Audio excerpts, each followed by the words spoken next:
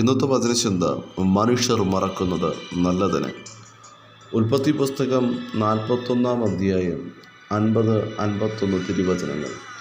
ക്ഷാമകാലം വരുന്നതിന് മുമ്പ് യോസേഫിന് 2 പുത്രന്മാർ ജനിച്ചു.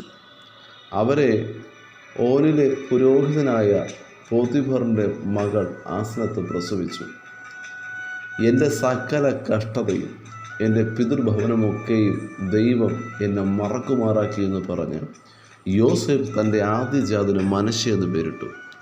സങ്കടദേശത്ത് ദൈവം എന്നെ വർദ്ധിപ്പിച്ചു എന്ന് പറഞ്ഞ് അവൻ രണ്ടാമന് എഫ്രീം എന്ന് പേരിട്ടു. ഈ നല്ലൊരു പ്രഭാതത്തിൽ വചനം ശ്രവിക്കുന്ന പ്രിയ ദൈവജനമേ, മനുഷ്യർ മറക്കുന്നത് പലപ്പോഴും നല്ലതിനാണ്. മനുഷ്യർ നമ്മെ മറക്കുമ്പോൾ ദൈവം നമ്മെ ഓർക്കും.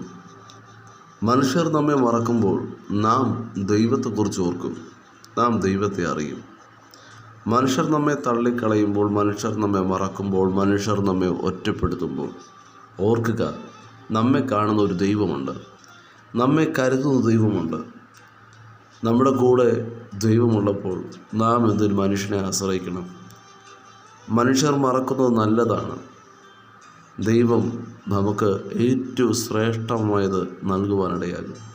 മനുഷ്യന് നൽകുവാൻ സാധിക്കാത്ത അനേകം നന്മകൾ ദൈവം നമുക്കായി നൽകുവാനിടയാകും.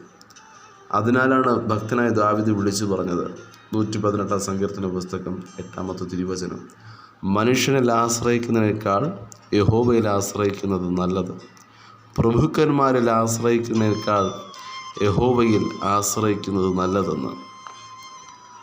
ഭക്തനായ യോസേഫിൻ്റെ ജീവിതം പരിശോധിച്ചാൽ യോസേഫിനെ സ്വന്തം സഹോദരങ്ങൾ മറന്നു. സ്വന്തം സഹോദരങ്ങൾ ഭക്തനായ യോസേഫിനെ 20 വെള്ളിക്കാശിന് വിറ്റു.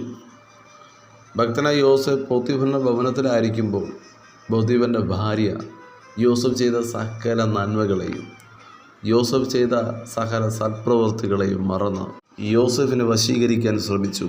യോസേഫ് ആ പാപത്തിൽ നിന്ന് ഓടുവാനിടയായി. എന്നാൽ മനുഷ്യനിൽ ആശ്രയിക്കാത്ത ഭക്തനായ യോസേഫിനെ ദൈവം ഓർത്തു. ഭക്തനായ യോസേഫ് കാരാഗൃഹത്തിലായിരിക്കുമ്പോഴും ഭക്തനായ യോസേഫ് ദൈവത്തെ കൂടുതൽ സ്നേഹിച്ചിരുന്നു. അന്നേ വരെ സ്വപ്നം കാണുവാൻ മാത്രം കൃപയുള്ള ഭക്തനായ യോസേഫിന് സ്വപ്നം വ്യാഖ്യാനിപ്പാൻ ഒരു കൃപ ദൈവം നൽകി. ഭക്തനായ യോസേഫ് പാനപാത്രവാഹൻ്റെ സ്വപ്നത്തെ വ്യാഖ്യാനിച്ചു. പാനപാത്രവാഹൻ്റെ സ്വപ്നത്തെ യോസേഫ് വ്യാഖ്യാനിച്ചതുപോലെ പാനപാത്രക്കാരൻ്റെ ജീവിതത്തിനകത്ത് സംഭവിച്ചപ്പോൾ യോസേഫ് പാനപാത്രവാഹനോട് പറഞ്ഞു, നീ ശുഭമായിരിക്കുമ്പോൾ എന്നെ ഓർക്കണമെന്ന്. എങ്കിലും പാനപാത്രവാഹന്മാരുടെ പ്രമാണി യോസേഫിനെ ഓർക്കാതെ മറന്നു കളഞ്ഞു. പാനപാത്രവാഹകൻ മറന്നപ്പോൾ ദൈവം യോസേഫിനെ ഓർത്തു.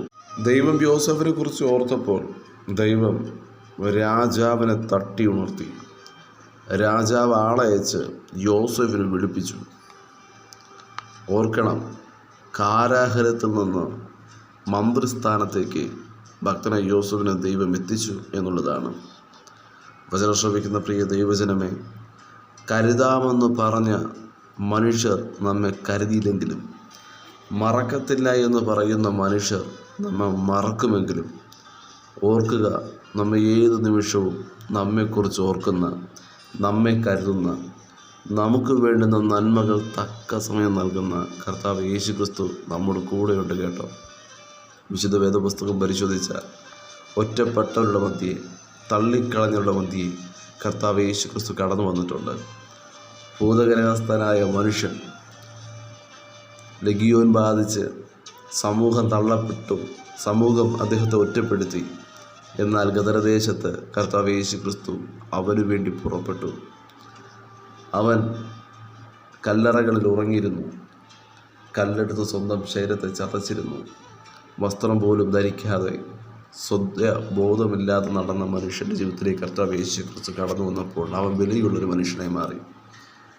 അരയനായിരുന്ന മുക്കുവനായിരുന്ന പത്രോസിനെ തേടി കർത്താവ് യേശുക്രിസ്തു ഗെന്നേസരത്ത് തടാകത്തിൽ കടന്നു വന്നു. വിശുദ്ധ വേദപുസ്തകം പരിശോധിച്ചാൽ യബേസ് എന്ന അനുഗ്രഹിക്കപ്പെട്ട മനുഷ്യനുണ്ട്. അവൻ്റെ അമ്മ വ്യസനപുത്രൻ എന്ന് പറഞ്ഞ് അവനെ പേരിട്ടു. എന്നാൽ എൻ്റെ അതിരിനെ വിസ്താരമാക്കണമേ എന്ന് പറഞ്ഞ് കരമുയർത്തി പ്രാർത്ഥിച്ചപ്പോൾ എബേസിൻ്റെ അതിരിനെ ദൈവം വിസ്താരമാക്കുവാനിടയായി. ഹന്ന കണ്ണുനീരോടുകൂടെ പ്രാർത്ഥിച്ചു. എല്ലാവരും ഒറ്റപ്പെടുത്തിയിരുന്നു, കുത്തുവാക്കുകൾ പറഞ്ഞിരുന്നു. എന്നാൽ ഹന്ന കണ്ണുനീരോടുകൂടെ പ്രാർത്ഥിച്ചപ്പോൾ ഹന്നയ്ക്ക് അനുഗ്രഹിക്കപ്പെട്ട ശമൂവേൽ ലഭിക്കാനിടയായി. ഹാഗർ മകനെ കൊണ്ട് മരുഭൂമി നടക്കുമ്പോൾ മകൻ്റെ മരണം കാണണമെന്ന് പറഞ്ഞ് മാറി നിൽക്കുന്ന അവസ്ഥയിൽ ദൂതൻ ഹാഗറിൻ്റെ അരികിലേക്ക് ഇറങ്ങി വന്നു. മനുഷ്യർ മറക്കും, പക്ഷെ ദൈവം മറക്കത്തില്ല.